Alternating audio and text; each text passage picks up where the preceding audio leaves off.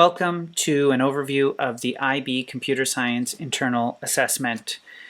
You are about to embark on a several-month-long process of building your own piece of computer software from scratch. I consider this to be one of the most challenging and yet at the same time rewarding experiences that a student can hope to undertake in their time in high school. So here we go, let's jump into it. The first is the what, the how, and the why of the IA.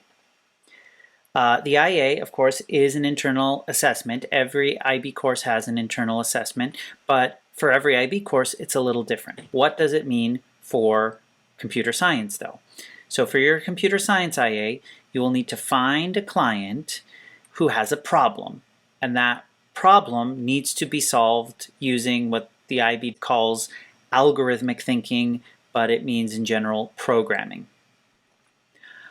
Usually what this turns out to be, the way the IA is made, is someone makes a desktop or web application, but it can involve something called physical computing as well. So that's where you take something like an Arduino board and you connect it to something else, and you're able to give it some interactivity to solve whatever problem your client is having, right?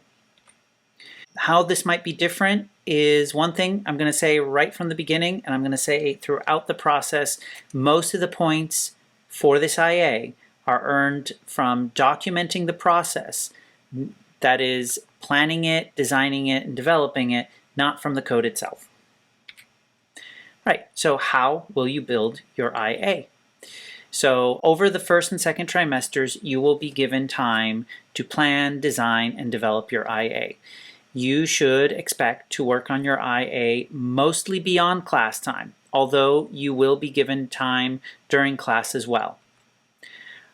Anything you don't know, you'll have to learn in the process. Okay, there's no answer sheet for this. This really is an open assignment, right? There's no test at the end, there's no worksheet to follow along, and you just come and ask the teacher, hey, how do you solve this? If you come to me with a problem, I'll do my best to help you, but at the end of the day, there is no answer key. To aid you in your understanding of the process, you will first start off by doing a mock IA, where you will follow a tutorial on building a sample IA. Okay, I'm making videos just like this to help you with that process. Finally, why build your IA? Why is this even a project worth undertaking? Now, for those of you doing diploma program, of course, this is something you have to do, but there actually is a solid argument to make on why you should do this for your own benefit. So, as I mentioned in the beginning, this project will be the most challenging coding project you will undertake so far in your programming career. In fact, this project will help you go from being a programmer to a developer. And if you're not sure what that means right now, you'll learn, but you really won't fully know what it means until you get there. Then you'll say, oh, okay, that's the difference between being a programmer and being a developer. How can I be so sure of this? Well, here are some things that past IB students have told me about their IA experience. First, they've said the IA for computer science is totally different than in other IB classes. I've heard the complaint that, oh, it's just pretty basic, you just have to do something, it's kind of pointless. I've heard a lot of complaining about other IAs. For computer science, the IA is really actually the hard part of the course. The test is easier than the IA, while in most other IB courses, it's the opposite. It changed my life. I've heard students say that, right? The most valuable thing I did in the IB, I've heard students say that. Made me change my college plans. That connects to how people, to the one before, it changed my life, right? Because they did this IA and they said, wow, I really enjoyed doing that. I'd like to do more of that. Maybe I'll major in computer science. Maybe I'll just start developing, right? Maybe I'll just change where change it all. Change it up. Let's see here next. Made me change my college plans, and a lot of hard work, but very rewarding. And I'd say anything worth doing is going to be going to be hard. Nothing easy has ever been worth doing, right? Because you do it, it's easy, it's done, and you're like, ugh. It's only by doing something really challenging you get a great reward from it. So this IA definitely falls under that category. Okay, important vocabulary. So moving forward, I am going to be using these terms just regularly, and it's important that you know them so you understand what I'm talking about. The first term is a developer. That is you, or also called the student, but you are the person programming the solution, right? Next, client. Client is the person who has the problem which you are trying to solve using programming or algorithmic thinking. A solution. The solution is the product you are building to solve the client's problem, right? Maybe I'll sometimes call it the project or the product, but whenever you see it written down, I'm going to try to generally be using the term solution. Supervisor. Your teacher, me, whose role is to oversee your IA process and ensure that all the requirements set by the IB are met, right? Because you might think you know what you're doing, you might start building the project for the client, and that might be great, and even if the end result is great for the client, if you miss some steps, you could create a lot of problems for yourself in terms of meeting all the IB requirements. So that is my main job, is to make sure you're going through the IB process correctly and hitting all those points. Finally, advisor. Your advisor is a third party who advises you, the developer, on the technical aspects of your solution. Okay, so this is someone with technical knowledge. If you make a project in a particular language, like Python, then this person knows Python and knows how to advise you in developing whatever product you're making in Python, right? Or they might not know Python, but they're technically savvy enough that they can help you, assist you in that process, right? So that's your advisor. So let's talk about some possible combinations you can have with the client advisor. The first scenario here, the client is a third party and is the advisor as well.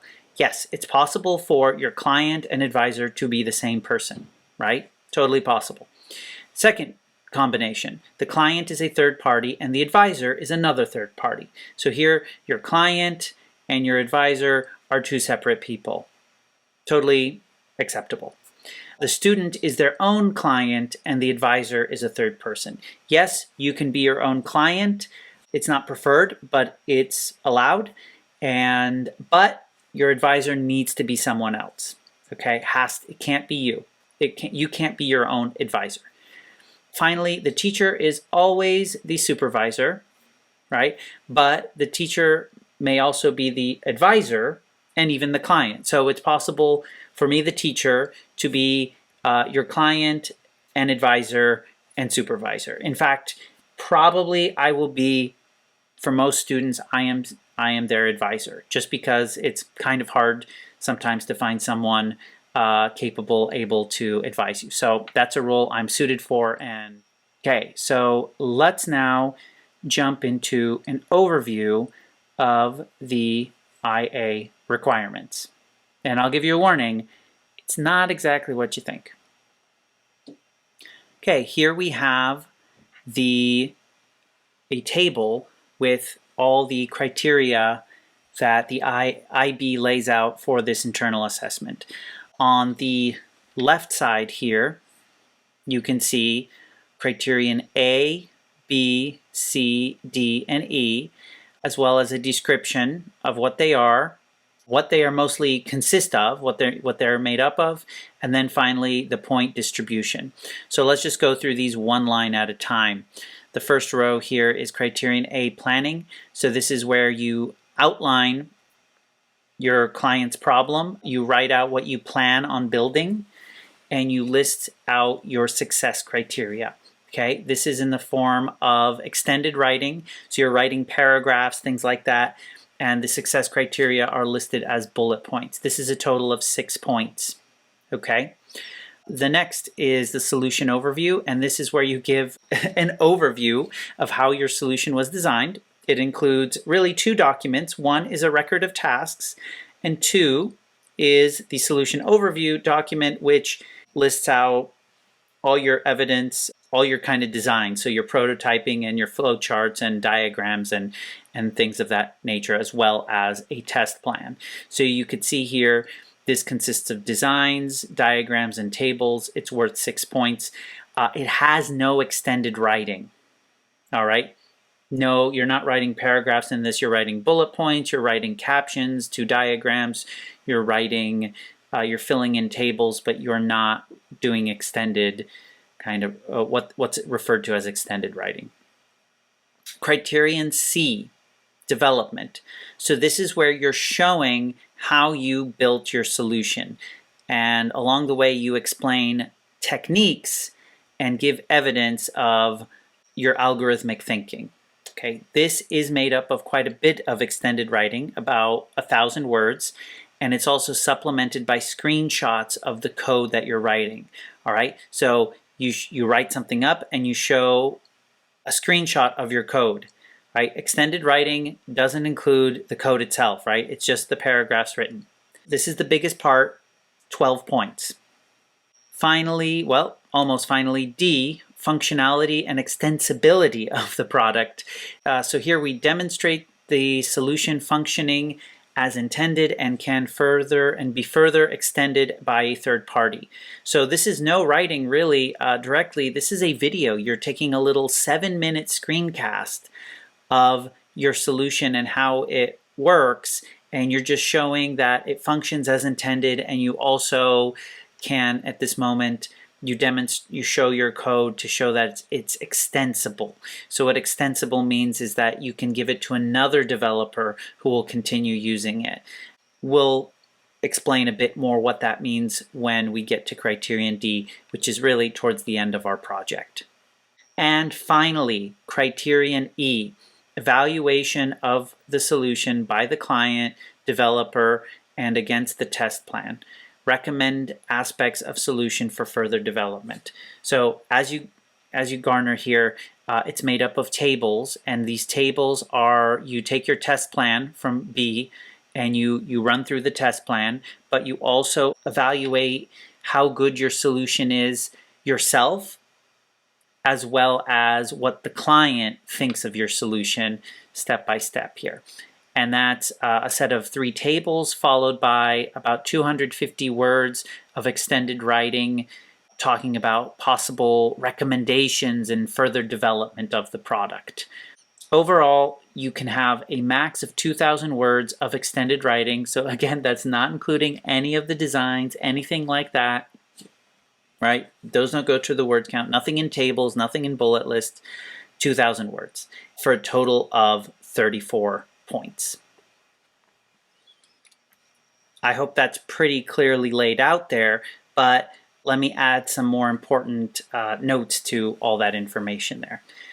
First and foremost, as I've already said, only extended writing contributes to word count. So it doesn't include any text found in captions, bullet points, or tables. Documentation is more important than code. Of the 34 points that you saw available for the entire IA, only 12 points of them, so criterion C, relates to coding, right? Only criterion C references coding at all. And really, criterion C asks for students to document their algorithmic thinking using their code as evidence. So you are really evaluated on the quality of your extended writing, but screenshots of your code are used as evidence of what you're talking about, or to illustrate what you're talking about, right? So think about that. Documenting the process of building the solution is more important than coding the solution. A student can get points for submitting just documentation with no code, but not the reverse. And so for many students, this blows their mind. How can you have a coding project, they say, where code is the least important part, it seems?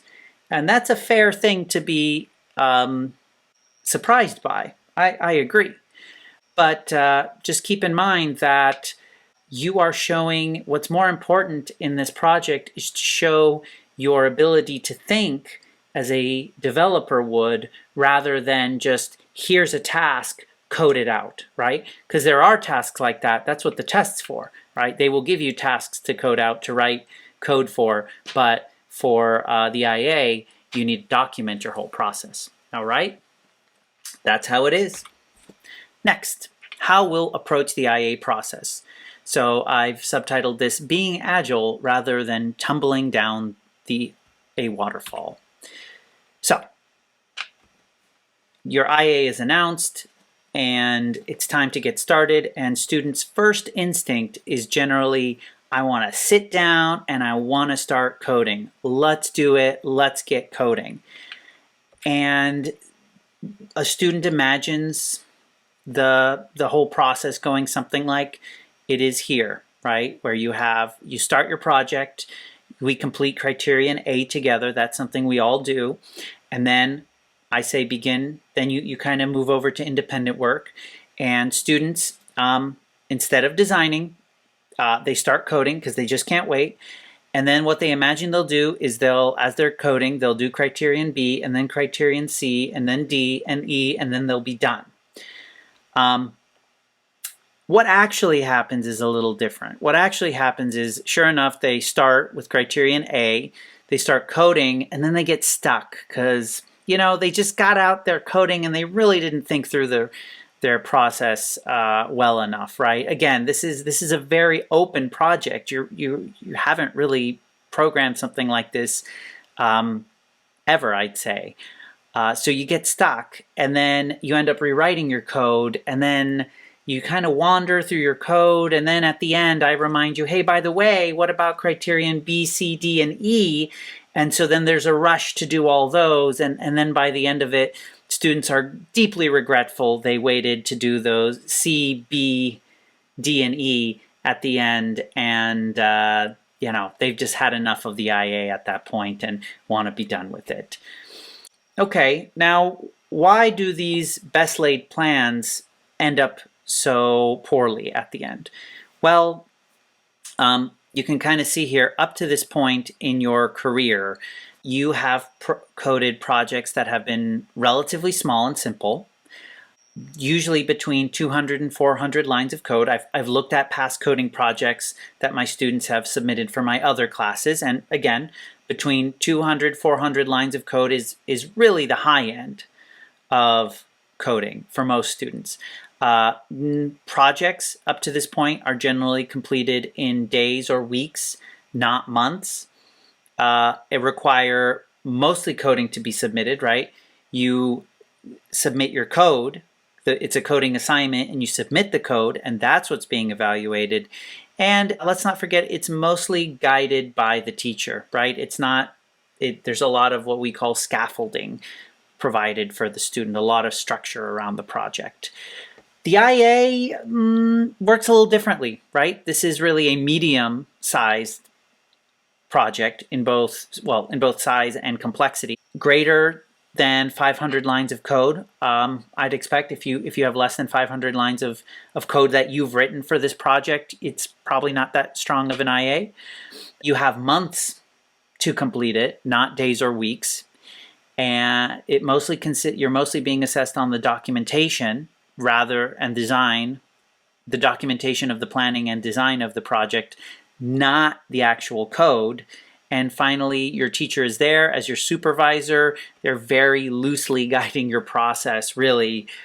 I might, through these videos, I'm doing a lot more in creating this structure for you to work within, but you'll see these decisions need to be made by you, and the pace and everything, it's made by you. So how can we avoid tumbling down the waterfall? Well, what waterfall am I talking about? This one? No, I'm talking about a project management methodology called waterfall. And the idea is that you have this waterfall that you go down, and even if you want to expand the metaphor more, think of it as a series of waterfalls. The water starts here, like it's a container, a little lake, and it fills up, and only after it's completely filled up, meaning you've finished this part, do you move on to this part. So here we have a kind of traditional structure. You gather system requirements, then you complete the then you do the analysis. After you've done all the analysis, you then do the design. After you've completed all the design, you do the coding. After you've done all the coding, you do the testing. After you've done all the testing, you push it to operations and maintenance, right?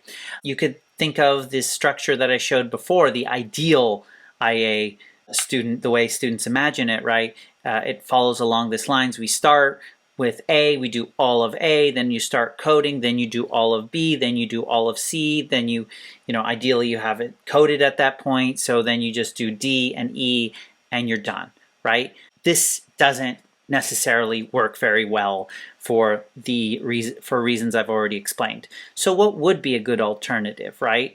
Even though that this makes sense, right, of following this path, because again, you design it first and then you develop it, right? That makes sense, but that's not really how it works in practice. So what is a better alternative? Well, there's a thing called being agile. And being agile means that we break things up into little pieces and we do each one of those pieces at a time, right? So instead, we can be agile and sprint our way through the IA. So this is kind of the framework I've developed. We start our project, we complete a launch document, right? And that's basically going to be our criterion A. Then we're going to sprint. And each sprint involves planning, designing, developing, presenting. And we keep doing that until we're done with our project. Then we evaluate, compile our documentation, and move through it. So let's talk through each of these phases now. So the launch document, the launch process involves finding a client and advisor, obtaining the project requirements, creating wireframes and prototypes of the project. So this is the initial design, the front-end design of it. What that means, I'll explain in a bit. We establish our success criteria, right? That's required for then completing criterion A. And we then prepare our development environment for when we're actually going to start coding, okay? So that should ideally be done in one sprint. You might ask, what is this sprint? Well, let's address that. So a sprint cycle in general is the goal for a sprint once we're in the sprinting cycle involves addressing and completing at least one success criteria per sprint. You might do 1.5, you might do 2, a full 2, but the idea is that you get at least one success criteria completed per sprint. Which ones? That's up to you.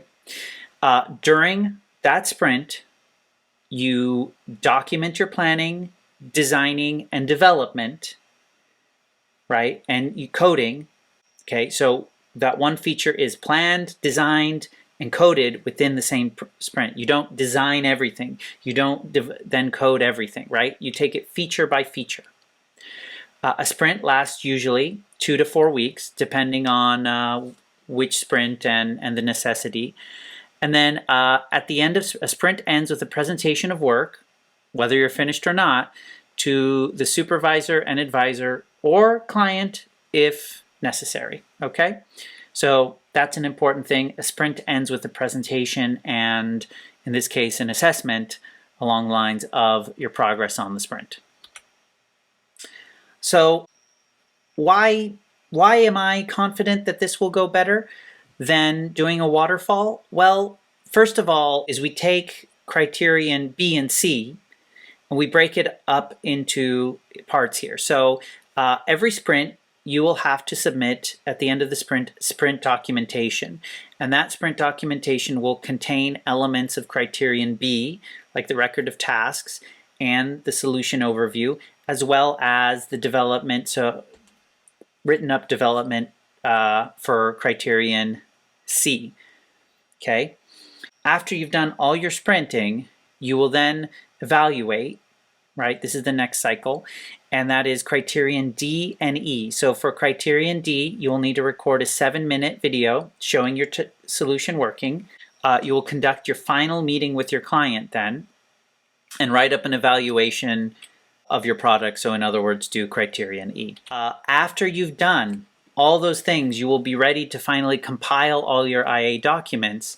And it's at this point you will take all those individual sprint documents that contain elements of the record of tasks, design overview, and development, and copy and paste them into a single record of tasks, a single design overview, and a single criterion C. So with every sprint, these are becoming closer and closer to being completed. It's much better to do it this way, do it in little bites than just at the end try to do all of this, do all of this, and do all of this. Okay, that's why I'm confident this system will work better. Finally, after you've done all that, you'll be done. You'll deliver your solution to your client. You will submit your IA documentation to your supervisor. You will thank your advisor, whoever they are, profusely, and you will simply bask in the glory of being done. Amazing.